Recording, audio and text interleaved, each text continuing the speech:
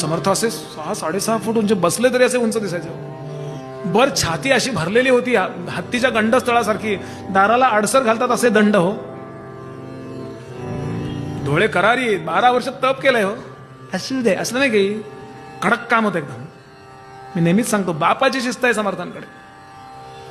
सगळ्यात संतांना समाजाने त्रास दिला, पण सगळ्यात जास्त त्रास दिला आमच्या माऊलींना, आणि सगळ्यात कमीत कमी त्रास दिला माझ्या समर्थांना. का? माऊलींचं चरित्र समर्थांनी वाचलेलं होतं. नाथांच्या अंगावर तो यवन 108 वेळा थुंकला. तिथं जर समर्थ असते तर त्याचा आज थडगं असतं, तिथं धरून हाणलाच असता त्याला. माझ्यात आहे शक्ती, पण तुला मेला मी सोडणार नाही. कोण थुंकणार तू? एकदम कडक काम होतं. आजही समर्थांची कुबडी आहे, आणि कुबडीत तलवार आहे सज्जनगडावरती. काय टोमॅटो चिरायला काय? हे म्हणले काही मिळालं नाही ना, आता आपले असलेले बरं. रवींद्र भटांनी कादंबरी लिहिली, त्यांनी 2-4 लोक तर उडवले असतील म्हणाले, असं म्हणलेच रवींद्र भट. आपल्याला तपशिलात जायचं नाही, स्ट्रॉंग काम होतं. असे बसलेले होते, समोरचे लोक येतात, नमस्कार. उगाच धाक वाटतो बरं का, काही तसं ते काही रागवत नव्हते कोणाला, उगाच धाक.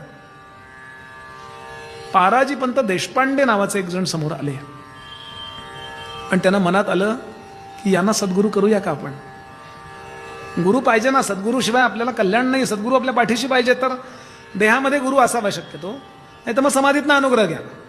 देहामध्ये गुरु असलं की आपल्याला त्याच्याशी बोलता येतं, शंका विचारता येतात, अनुग्रह घ्यावा.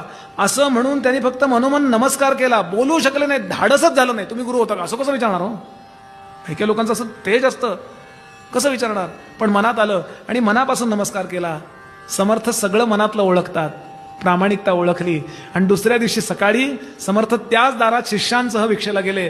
जय जयकार केला, जय जय रघुवीर समर्थ. असे हो जया अंतरी भाव जैसा, वसे हो तया अंतरी देव तैसा. अनन्यास रक्षित से चाप पाणी, नुपेक्षी कदा रामदासाभिमानी.